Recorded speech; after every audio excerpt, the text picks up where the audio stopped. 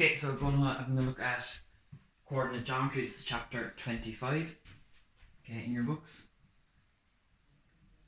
And what we're looking at is a thing called a midpoint. So what the midpoint is finding the middle of a line segment. So it's finding the middle of a line. So for example, if I have a question here, I have my x-axis, I have my y-axis, I have them labeled 0, 1, 2, 3, 4, 5, and 1, 2, 3 on the y-axis. So I have a point here, this point is called 1, 2, because you go out 1 on the x-axis and then you go up 2. You always go out on the x-axis and then you go up to the y-axis. So I have a point 1, 2 here, and over here I have a point 5, 3, because I went out 5 and up 3. So if I connect these lines together, okay, using your ruler, using a straight line, okay, and I ask you, could you find the midpoint of this line, okay, you know it's going to be somewhere in and around here, okay. So you can do it two ways, okay. You can know by eye, okay, but we're going to have to use a formula way. So if you know it's between 1 and 5, you know that this whole length from left to right is 4, so that means it will be 2, so it will be in and around 3, and you know that halfway between 2 and 3 is 2.5. So we're expecting to get an answer of 3 because you went halfway. You can do it by looking at the line as well. Between 1 and 5, halfway between 1 and 5 is 3, and halfway between 2 and 3 is 2.5. So we're expecting to get an answer of 3 and 2.5 for halfway, and it's in and around where I put the line there. But you have to use a formula, and the formula looks something like this, okay? And you will be given your formula, and it's in your log tables, okay? So the formula says x1 plus x2 all over 2, comma, y1 plus y2 all over 2, okay? And this is your formula to find the midpoint, because sometimes it might be easier to see the way we saw this should be 3 and 2.5. It might be a much bigger line or a much steeper line. So how do you do it? You write down both your points. So it doesn't matter what order you put your points in.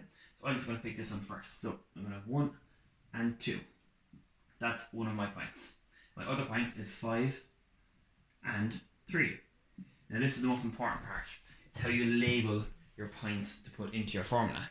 So we all know that the first number are your x numbers. So 1 and 5 are your x numbers because we went out 1 here and we went out 5 here. And we all know the second number, I'll double underline these. These are your y coordinates, okay? Because here I went up 2 and here I went up 3 on the y axis. So for x's and our y's. So how you label them is your first one is called x1. And your second number is called y1. Your next one is called x2, and your next one is called y2. So these are always the case. It's always x first, and then y. And then whichever one you put first, so I put 1 and 2 first, so I'm calling this x1, y1. I put 5 and 3 second, so I'm calling that x2, y2.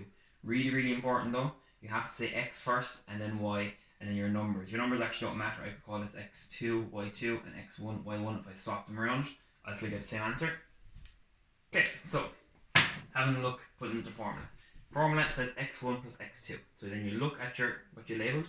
x1 is 1. So I put 1 plus x2, and x2 is 5. All over 2. I have my comma. Then I have y1. You look at where you label it. Your y1 is 2 plus y2, which is 3. You put it all over 2, and then you add up and divide. So 1 plus 5 is 6 all over 2, and 2 plus 3 is 5 all over 2. You can leave it like that, but if you want to put it as a decimal, or simplify it a bit more, we know that 6 divided by 2, if you put in your calculator, 2 goes into 6 3 times, and we know that 2 goes into 5 twice, and a half left over. So 3 and 2.5. So that is your final answer, and these are coordinates. So you have to have an x coordinate, which is your 3, and your y coordinate, which is your 2.5. So this is your final answer here, and you can check it as well. So we got the same answer here. We saw it by looking at it. Now you will have to do the formula way. So you can plot it then. So you go out 3 and up 2.5, and this is 3, 2.5, which is your midpoint.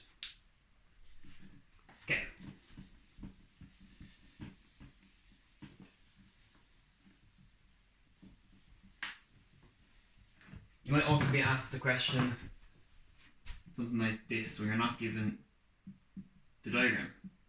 So find the midpoint of, and instead of giving the diagram, you might just be given 2 points. So I'm going to say point A, which is 1 minus 2, and point B, which is minus 3, 4. Okay, so you're going to pause the video and give that one a go.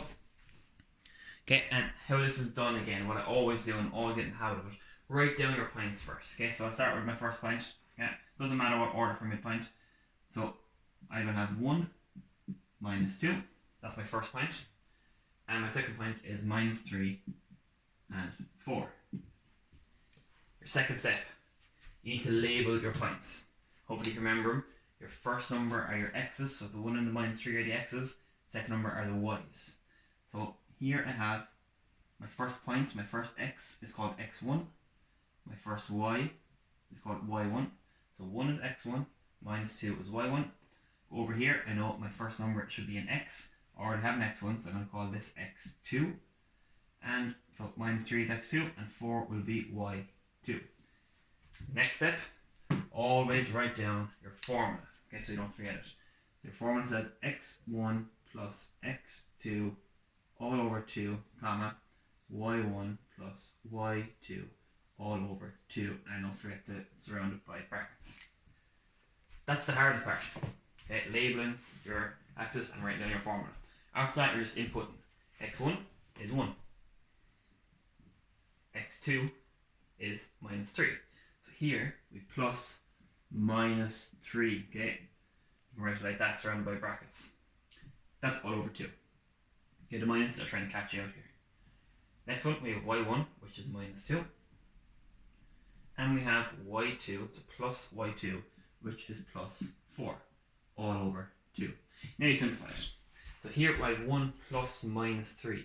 So a plus by minus is a minus. So it's 1 minus 3 all over 2, comma.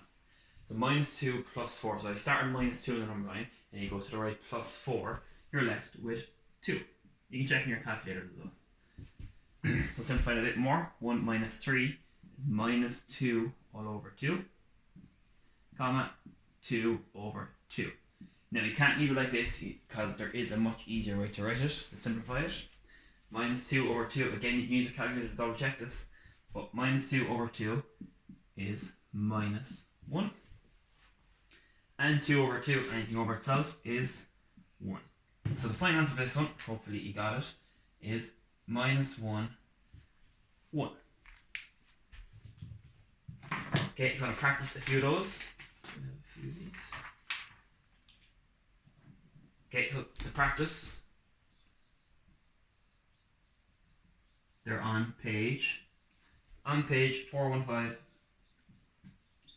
Okay, they start at question 1 and go to question 4, more to question 9, question 1 to 9. Now, I'm writing this down, you don't have to do all 9 questions. Hopefully you know how to do the questions. Now, I won't give you exact questions, but always start with question 1. Have a look at question 2. If that's too easy, then move on to the middle questions, maybe 4 and 5.